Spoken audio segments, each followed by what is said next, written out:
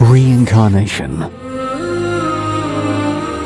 The idea that we return to another body after the death of our current body has fascinated humanity since the beginning of time. It raises arresting questions. What is life? What is consciousness? Is there a biological base of consciousness? It's the kind of question that we cannot address from a scientific point of view. Is birth really the beginning? It's one of the more difficult questions from either from a scientific or a philosophical standpoint. Is death truly the end? Presumably, everyone has had past lives. New discoveries from the frontiers of consciousness studies. You cannot reduce mind consciousness to brain activity. Near-death experiences. Consciousness separates from the body and goes over the body. And past life memories research. There is some entity that carries on. Are shedding new light on the way we look at life. Science today is witnessing a paradigm shift. The paradigm shift is going to affect us in a major way. New alternative explanations are emerging. Science is really good at experiments and theory development, and marry that with the mystical experience, we'll develop a whole new civilization. Could it be that now, finally, we are closer to understanding the timeless mysteries of life, death, and reincarnation?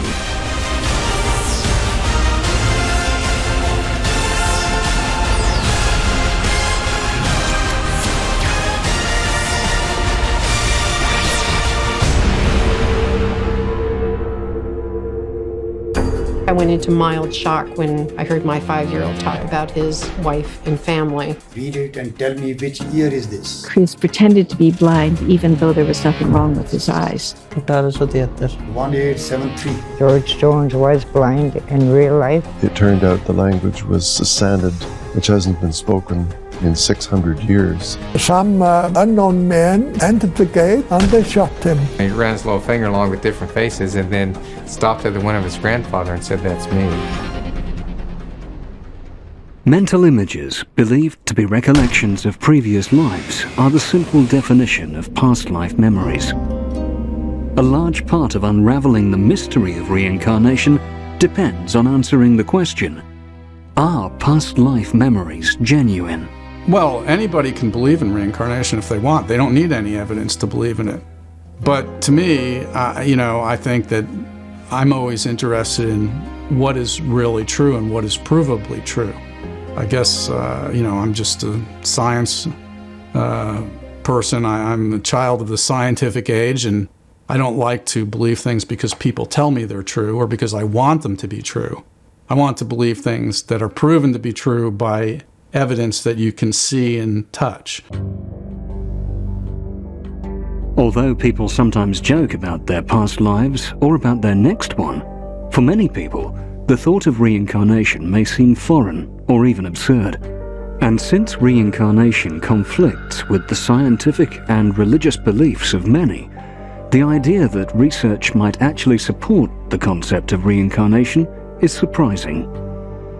Scientists, researchers, and scholars the world over have followed up on intrigue and skepticism by subjecting past life memories to rigorous scientific scrutiny.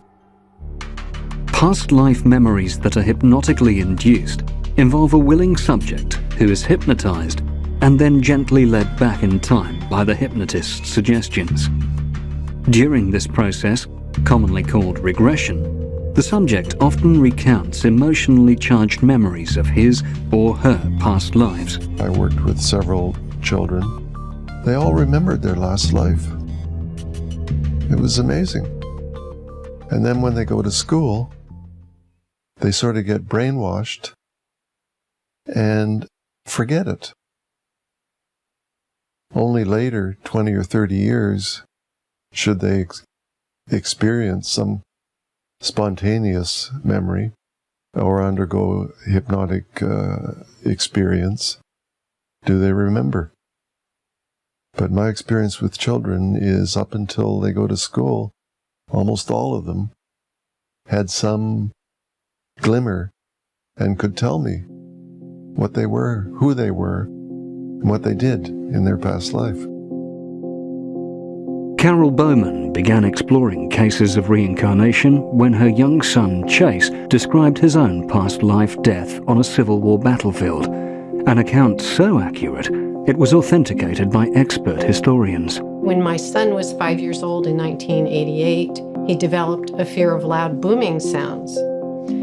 And we first noticed it at 4th of July celebration where they had fireworks. And when the fireworks began and the big booming sounds began, he became hysterical, crying and sobbing, and he wouldn't stop. So things like this happen with children, and I didn't know the cause, so we carried on. And a few weeks later, it happened again when he was exposed to loud booming sounds in a swimming pool area.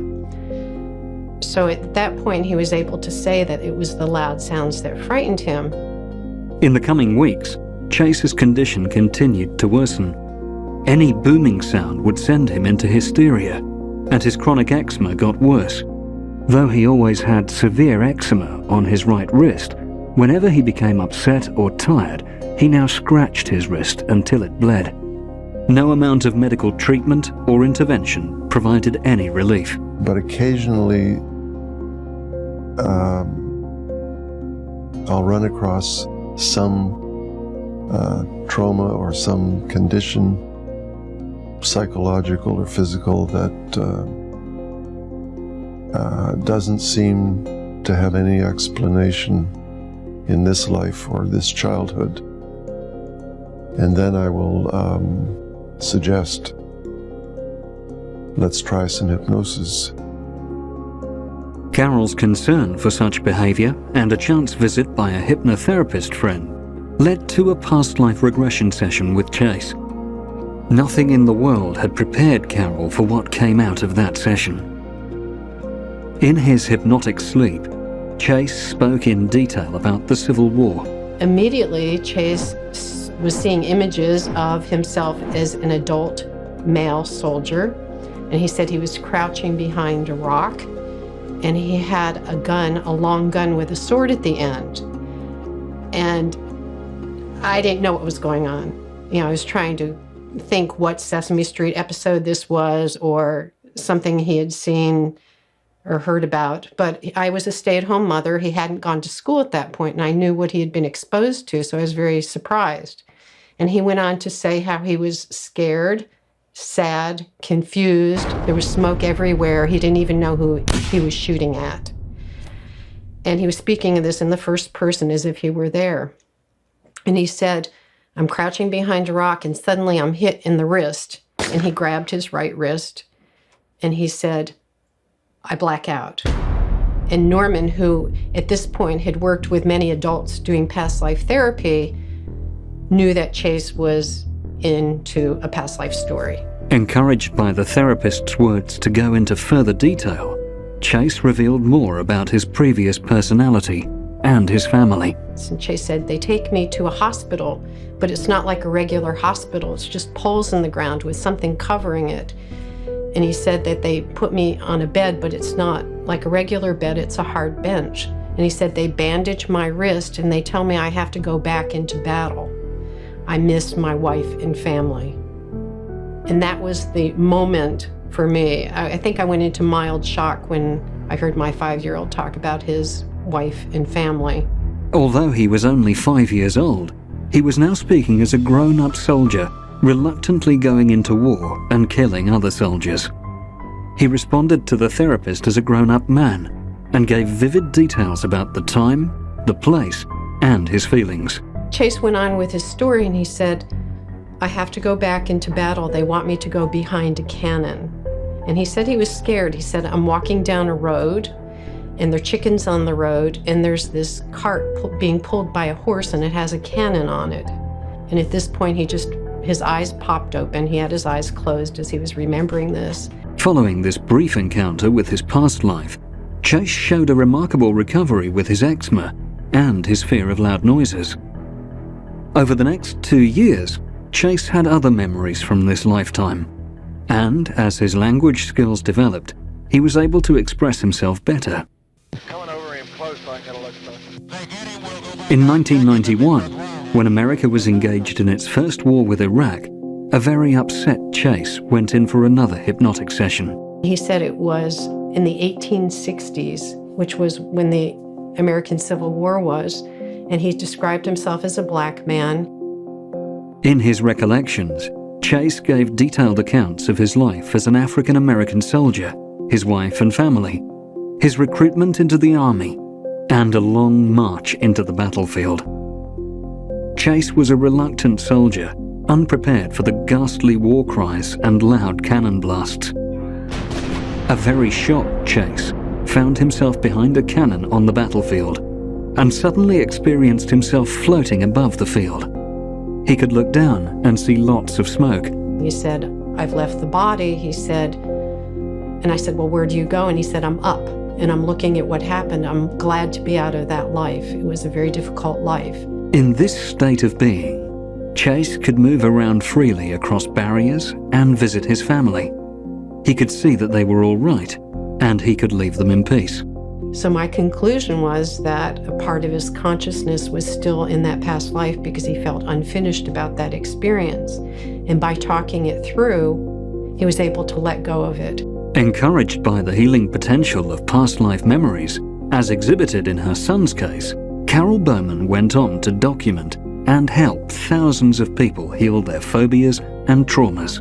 These memories come up spontaneously, but they can also be healing opportunities if looked at properly as discerning what the child has brought forward from a past life. If they're bringing something positive like